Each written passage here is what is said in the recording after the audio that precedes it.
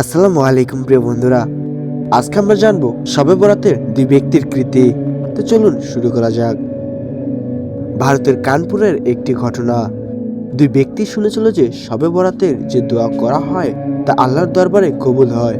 সুতরাং দুজনে একটি মাটি ঢেলা নিয়ে বসে গেল এবং অপর ঢেলাটি একটি রুমাল দিয়ে ঢেকে রাখলো।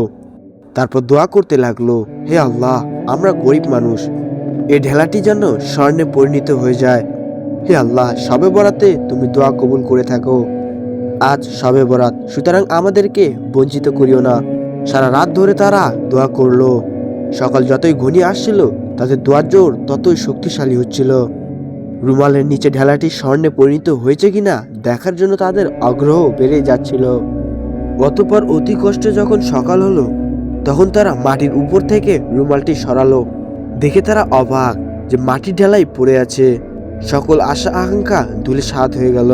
মনটা তাদের এতটুকু হয়ে গেল এ ভেবে যে শবে বরাত সম্পূর্ণ বৃথা হয়েছে। মনের মধ্যে নানা রকম শয়তানি খেয়াল জমাতে লাগলো। শবে বরাতে দোয়া কবুল হয়, আজ শবে বরাত কিন্তু দোয়া কবুল হলো না। তাহলে যা কিছু শুনেছিলাম তাই সব মিথ্যা। ওই সময় একজন দর্জি সেখান দিয়ে যাচ্ছিল। দুজনকে চিন্তিত বসে থাকতে দেখে সেই লোকটি ফিরে এসে দাঁড়ালো।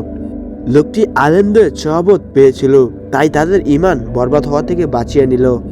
তাদেরকে জিজ্ঞাসা করলো, কি হয়েছে ভাই, আপনার এখানে এত চিন্তিত হয়ে বসে আছেন কেন? তখন তারা সকল ঘটনা খুলে বলল। এ কথা শুনে লোকটি বলল, ভাই, আপনারা আল্লাহ পাকের শুকুর আদায় করেন, কারণ এর পিছনে তার অনেক হিকমত রয়েছে।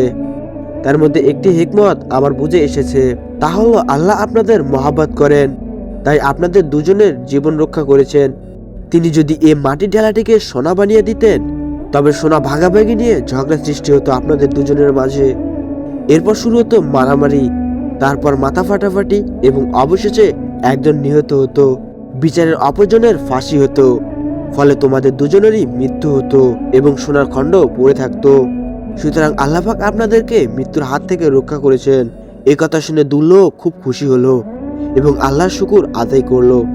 সুতরাং হক্কানি আলেমদের সম্পূর্ণ পেলে যেমন নিজের ঈমান রক্ষা হয়, তেমনি অন্যের ঈমান রক্ষা করতে সহায়তা করা যায়।